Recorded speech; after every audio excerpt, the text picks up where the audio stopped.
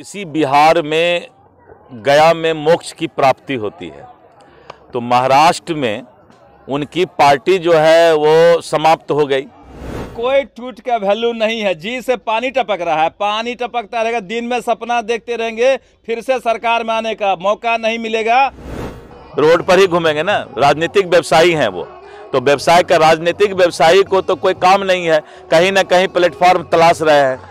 वो कहते थे कि भैया हमारा फीस आप जानते हैं, नहीं जानते होइएगा, हम 1000 में नहीं लेते हैं, लाख में नहीं लेते हैं, करोड़ में नहीं लेते हैं, हम लेते थे करोड़ से ऊपर, 100 करोड़ से ऊपर। उनका काम ही है लोगों को बहकाना, भड़काना, झूठ बोलना, बरगलाना। दिन रात तो झूठ बोलते रहते। कभी 9000 बीघा जमीन कहते, कभी 100 बीघा जमीन नहीं है, कभी कहते हमारे पास अकाउंट नहीं है, कभी कहते हैं कि पैसे की कमी नहीं है, अमेरिका में हमारा इतना संपत्ति है। तो भाई उस आदमी का तो कोई पता ही नहीं चलता है। यह बहुत ही रोचक है कि नीतीश कुमार को लेकर मीडिया के सवालों का सामना भाजपा नेताओं को करना पड़ रहा है। बिहार की गठबंधन सरकार में तोड़फोड़ की आशंका बताई जाती है। भाजपा के नेता किसी ऐसी बात से इनकार करते हैं। दिलीप जायसवाल ने स्पष्टता के साथ कहा है कि जो लोग इस सरकार के भविष्य पर सवाल पूछ रहे हैं उनका ही कोई भविष्य नहीं है। प्रेस ने जब महाराष्ट्र के शिवसेना यूबीटी के नेता संजय राउत का हवाला देकर दिलीप जायसवाल से पूछा तो दिलीप जायसवाल ने कहा कि अब उन लोगों के पास कोई काम नहीं है, उनकी पार्टी महाराष्ट्र में खत्म हो चुकी है। इसी बिहार में गया में मोक्ष की प्राप्ति होती है, तो महाराष्ट्र में उनकी पार्टी जो है वो समाप्त हो गई। आपने देखा कि किस तरह से भारतीय जनता पार्टी और गठबंधन दल भारी बहुमत से वहां पर सरकार बनाने का काम की है। तो अब उन लोगों का वहां जो है समाप्ति में, गया में मोक्ष प्राप्ति करेंगे आकर के, और यहीं पर एनडीए उनका मोक्ष करवा देगा, चिंता की बात नहीं। प्रशांत किशोर के बारे में दिलीप जायसवाल ने कहा कि उनकी पार्टी पैसों पर कार्यकर्ता रखती है। बिहार में ऐसी पार्टी का कोई भविष्य नहीं है। भावनात्मक स्तर पर ही बिहार में पार्टी की कोई अपील हो सकती है। दिलीप जायसवाल ने कहा कि बापू केंद्र में अच्छे ढंग से बीपीएससी परीक्षा संपन्न हो गई।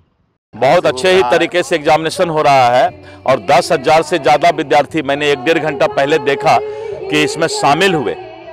ये बहुत अच्छी बात है और इससे ये भी पता चल रहा है कि कुछ लोग, कुछ नेता जिनका वजूद उपचुनाव के बाद समाप्त होने जा रहा था, वो लोग आग में घी डालने का काम कर रहे थे और ऐसे परिस्थिति में आज उनको मुंहतोड़ जवाब मिला।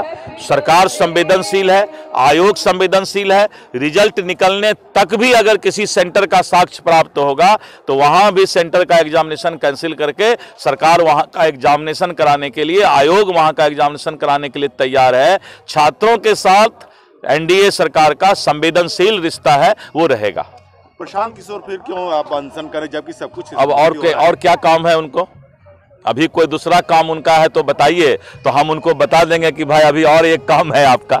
अनशनें करेंगे, रोड पर ही घूमेंगे ना, राजनीतिक व्यवसायी हैं वो, तो व्यवसाय का राजनीतिक व्यवसायी को तो कोई काम नहीं है, कहीं ना कहीं प्लेटफॉर्म तलाश रहे हैं। लेकिन बिहार की जनता राजनीतिक व्यवसायी को पैसा पर, सैलरी पर रख करके जो कार्यकर्ता रखेगा और पार्टी चलाने का प्रयास करेगा, वो पार्टी बिहार में नहीं चलेगा। बिहार में भावनात्मक पार्टी चलती है, व्यावसायिक पार्टी नहीं चलती है।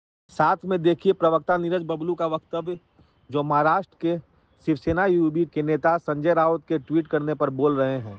मीडिया उनसे संजय राउत के ट्वीट की तरफ इशारा करके तोड़फोड़ की आशंका के बारे में सवाल पूछ रही है। नीरज ने कहा कि मुंह में पानी भरकर सपना देखते रहेंगे, एनडीए की सरकार खूब चलेगी, अगली सरकार एनडीए की बनेगी। अरे कोई ट्वीट का वैल्यू नहीं है। जी से पानी टपक रहा है, पानी टपकता रहेगा। दिन में सपना देखते रहेंगे, फिर से सरकार में आने का मौका नहीं मिलेगा। और एनडीए की सरकार मजबूत है। 2025 में भी पुनः एनडीए की सरकार बनेगी। कोई नहीं रोक सकता है सरकार बनने से। देखिए, अनशन करने वाले को, धरना देने वाले को, लोगों को बहकाने वाले को हम लोग रोक नहीं सकते हैं। जो लोग लगे हुए छात्रों को बहकाने में, छात्रों को बरगलाने में, तो जो छात्र भी देखेंगे कि कौन सी सरकार, कौन सी पार्टी हमारे हित में काम कर रही है और कौन लोग हमको बहकाने वाले हैं, बरगलाने वाले हैं, झूठ बोलने वाले हैं।